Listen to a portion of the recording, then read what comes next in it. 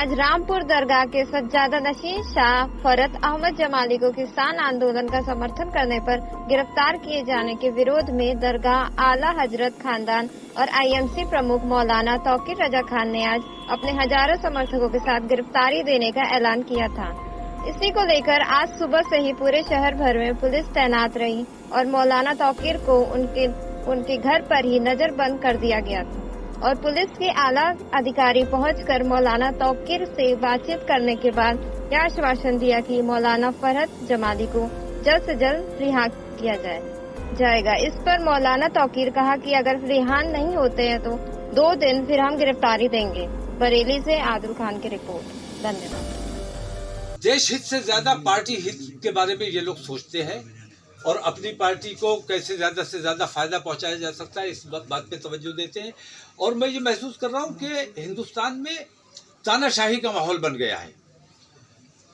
अपनी सोच के मुताबिक आप न किसी का समर्थन कर सकते हैं न किसी का विरोध कर सकते हैं। आपको बोलने की इजाजत नहीं है। अगर बोलेंगे, किसी की हिमायत में बोलेंगे या मुखालफत में बोलेंगे तो पुलिस आपके दरवाजे पे आ जाएगी, आपके यहाँ नोटिस चस्पा कर दिया जाएगा, गिरफ्तारी का माहौल बना दिया जाएगा। फरहत जमाली की सिर्फ इतनी गलती थी कि वो किसान आंदोलन में किसानों की हिमायत के लिए गए थे। अगर वो किसानों की हिमायत के लिए ना गए होते तो उन्हें गिरफ्तार ना किया जाता। तो दिखाते कुछ हो और असल तुम्हारी मंशा कुछ। उनकी असल मंशा जो है वो किसान आंदोलन को नुकसान पहुंचाना, उसे कमजोर करना। जो लोग हिमायत उनकी करना चाहते हैं, अभी उसको दिशा रवि को गिरफ्तार कर लिया गया। तो इस मतलब अपनी बात कहने की अगर हमें इजाजत नहीं है। मैं देख रहा हूं आज मोबाइल हमारे सर्विलांस पे लगाए जा रहे हैं, टेलीफोन टेप किए जा रहे हैं। टेलीफोन भाई आदमी मतलब प्राइवेसी नाम की कोई चीज नहीं बची है। ऐसी स्थिति में हमें ऐसा लगता है कि हिंदुस्तान में तानाशाही का माहौल है और जिस किस्म की तानाशाही इस वक्त हिंदुस्तान में चल रही है, मुझे ऐसा लगता है कि किसानों के साथ जो जुल्म हुआ, जो ज्यादती हुई, मैंने ये देखा है कि संवेदना नाम की कोई चीज हुकूमत के दिल में नहीं है। हमदर्दी के साथ उनके मसाइल पे गौर किया जाना चाहिए था, हमदर्दी के साथ उनके मसाइल पे गौर नहीं किया गया। कैसी कड़ाके की ठंड थी उस वक्त, उन्हें पानी से भिगोना, पानी की बौछार छोड़ना, ये इंसानियत। मौलाना साहब, आपका यहाँ एक चीज से पूछना चाहूंगा, आपका यहाँ किसान आंदोलन को समर्थन है कि उसकी वजह से गिरफ्तारी हुई है उनके मौलाना की, या मौलाना साहब को समर्थन? नहीं, मैंने पहले दिन ये बात कही है कि उन्होंने अगर किसानों का समर्थन न किया होता तो उनकी गिरफ्तारी ना हुई होती। तो किसानों के समर्थन की उन्हें अगर तकलीफ है तो किसानों का समर्थन हम पहले करते हैं। और मेरा मानना यह है कि हर वो आदमी जो रोटी खाता है, वो चाहे 5 स्टार में बैठ के खाता हो या सड़क में बैठकर मजदूर खाता हो, वो किसानों का मरहूने मिन्नत है और वो उसके दिल में किसानों के लिए हमदर्दी है और वो किसानों की हिमायत करता है। ये और बात है कि वहां पहुंचा है या नहीं पहुंचा है, लेकिन उसके दिल में किसानों के लिए हमदर्दी है।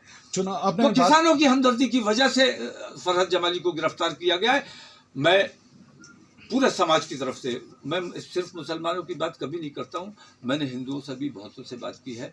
हिंदू समाज के दिलों में भी किसानों के लिए वही हमदर्दी है जो हमारे दिल में है। मेरी हुकूमत से लड़ाई नहीं है, हुकूमत की गलत पॉलिसी से लड़ाई है। हम कांग्रेस की हुकूमत थी तब भी हम कांग्रेस की पॉलिसीज के खिलाफ लड़ते रहे। बीजेपी की हुकूमत है, हम बीजेपी की जो गलत पॉलिसीज हैं, अच्छा काम करो, हम तुम्हारी हिमायत करेंगे, तुम्हारा समर्थन करेंगे। लेकिन ये जो तुमने गलत रणनीति इख्तियार की हुई है और देश से ऊपर अपनी पार्टी का लाभ और हानि देखते हो, ये बहुत बड़ा अन्याय है, देश के साथ अन्याय हो रहा है। आपने चुनाव की बात की कि चुनाव नजदीक आ रहे हैं, इसलिए इस तरीके की चीज। तो चुनाव आते ही ओवैसी भी यहाँ आ रहे हैं उत्तर प्रदेश में, किस तरीके से लेंगे ओवैसी का यहाँ आना? बीजेपी की भी टीम है, कोई आरोप है, या वास्तव में कौम के लिए आ रहे हैं? नहीं, देखिए ऐसा है, सांप्रदायिक भाषा जो भी बोले वो न हिंदुओं का हिमायती है और हमदर्द है, न मुसलमानों का हिमायती और हमदर्द है। अगर ओवैसी साहब सांप्रदायिक भाषा बोलते हैं तो वो अपनी पार्टी हित के बारे में सोचते हैं, कौम के हित के बारे में नहीं सोचते। भारतीय जनता पार्टी जो सांप्रदायिकता की भाषा बोलती है वो अपनी पार्टी का हित सोचती है, देश का हित और हिंदुओं का हित नहीं सोचती है। हिंदुओं के दिल में कहीं अगर ये बात है कि भारतीय जनता पार्टी उनके बारे में सोचती है, ये बात गलत है। हिंदू और मुस्लिम फसाद कराने में ही उनका फायदा है। और मुझे अंदेशा है कि चुनाव जैसे जैसे नजदीक आएंगे, हिंदू और मुस्लिम माहौल बनाने की कोशिश की जाएगी, दंगे कराए जाएंगे, फसाद कराए जाएंगे, गिरफ्तारियां कराई जाएंगी। तो गिरफ्तारियों से अगर हमें कल डराया जाना है तो हम आज ही अपने आप की गिरफ्तारी पेश करने के लिए तैयार हैं। तो ओवैसी और इन्हें एक ही दरगाहों पर हमला होगा, हमारे उलमा पर हमला होगा, सज्जादगान पे हमला होगा। हम किसी भी हालत में अपने घर पे बैठे नहीं रह सकते। तो क्या ओवैसी और बीजेपी को एक सा देखते हैं? इसमें थोड़ा कम शब्दों में मैं एक बात साफ कहता हूँ, जो सांप्रदायिक भाषा बोलता है वो अपनी कौम का और देश का हमदर्द नहीं है। देश का भी नुकसान कर रहा है, वो अपनी कौम का भी कर रहा है। हिंदू अगर बोल रहा है सांप्रदायिक भाषा तो वो अपने हिंदू भाइयों का नुकसान कर रहा है। मुसलमान अगर सांप्रदायिक भाषा बोल रहा है तो वो मुसलमानों का नुकसान कर रहा है। हिंदू मुस्लिम एकता यही देश की ताकत है, यही देश को आगे ले जा सकती है। और हिंदू मुस्लिम फसाद हमारे देश के लिए जहर है। इन्हें किसी भी सूरत में हमें रोकना हमारी जिम्मेदारी है। अधिकारियों से वो ओवैसी साहब अगर ये भाषा बोलते हैं तो मैं मुखालफत करूंगा, और अगर योगी जी और मोदी जी बोलते हैं तो मैं उसकी मुखालफत करूंगा। सर, अधिकारियों से आपकी क्या वार्ता हुई और अब किस तरह से अधिकारियों ने यकीन दहानी की है कि